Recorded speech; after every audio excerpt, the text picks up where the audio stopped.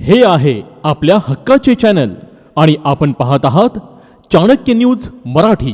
दोन दिवसापासून जिल्ह्यामध्ये वेगवेगळ्या बैठका सुरू आहेत, तर फलटण तालुक्यामध्ये राष्ट्रवादीची भूमिका काय असणार आहे? फलटण तालुक्यामध्ये जसं आमदारकीपासून आपण परिवर्तनचं लाट बघत आहे, तोपर्यंत आम्ही BJP आणि राष्ट्रवादी एकातलं आमदारकी लढली, आम्ही नगरपालिका एकत्र लढली आणि मला विश्वास आहे माझ्या पक्षावर की जिल्हा परिषद पंचायत समिती पण पक्ष आम्हाला एकत्र लढवायची संधी देणार आणि आदेश पण देतील।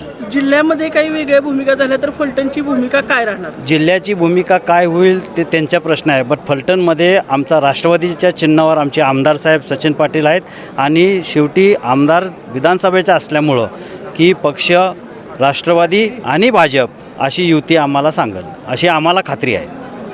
काल राज्य जिल्ह्यामध्ये पालकमंत्र्यांच्या निवासस्थानी एक बैठक झाली।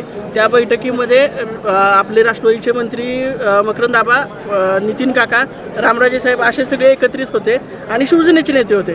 तर जर जिल्ह्यामध्ये जिल्हा परिषदेसाठी शिवसेनेची आणि राष्ट्रवादीची युती झाली तर फलटणमध्ये त्याच्या काही वेगळे पडसाद उमटणार का? अशी युती जर झाली आणि आम्हाला फलटण तालुक्याला राष्ट्रवादी म्हणून आदेश दिले की शिवसेनाबरोबर एक युती करावी, ही आम्ही करू शकणार नाही, हे आम्ही जाहीर तुम्हाला सांगतो। साहेब, आपण काय सांगाल या सर्व घडामोडी घडत असताना? घडामोडी तर चालूच आहेत, पण घडामोडी काय झाल्या तर फलटण तालुक्यामध्ये राष्ट्रवादी काँग्रेस पार्टी आणि भारतीय जनता पार्टी ही एकत्र इलेक्शन युती म्हणूनच आम्ही लढवतो आहे। साहेब, काल जी बैठक झाली त्या बैठकीमध्ये आपले राष्ट्रवादीचे मंत्री मकरंद आबा होते, पालकमंत्र्यांच्या निवासस्थानी बैठक झाली, त्याबद्दल काय सांगाल आपण? बैठक झाली जरी असेल तर आमचे वरिष्ठ नेते निश्चितपणानं फलटण तालुका हा त्यातून वगळतील। फलटण तालुक्याला जशी युती विधानसभेला होती, नगरपालिकेला होती, तशीच जिल्हा परिषद आणि पंचायत समितीलाही राहील याची मला खात्री आहे। साहेब, आगामी होणाऱ्या जिल्हा परिषद आणि पंचायत समितीसाठी आपण पक्षाच्या वरिष्ठांकडे सोबत काही चर्चा केली? मकरंद आबा असतील, नितीन काका असतील? हां, नितीन काकाशी चर्चा झालेली आहे, अजून बैठका आमच्या होणार आहेत, अजून त्याच्यावरती बैठका होऊन आम्ही फायनल डिसिशनला 1-2-4 दिवसामध्ये आम्ही जाणार आहोत। कालची बैठक ही अंतिम बैठक नाही, म्हणजे अजून आपल्या निश्चित ह्याच्या अगोदर अशा अफवा भरपूर उठल्या होत्या, पण पक्षाने तसे मागं निर्णय तसे घेतलेले नाहीत, त्यामुळे आमच्या पक्षावरती पूर्ण विश्वास आहे की पक्ष आमच्याबरोबर राहील। निवड तुमची स्वप्नातील सुंदर घराची आता साकारेल फलटण मधील श्रीराम सिटी मध्ये। जानूबाई प्रॉपर्टीज आणि विश्वकर्मा ग्रुप निर्मित कलेक्टर NA 2 आणि 4 गुंठ्यांचे ओपन बंगलो प्लॉट।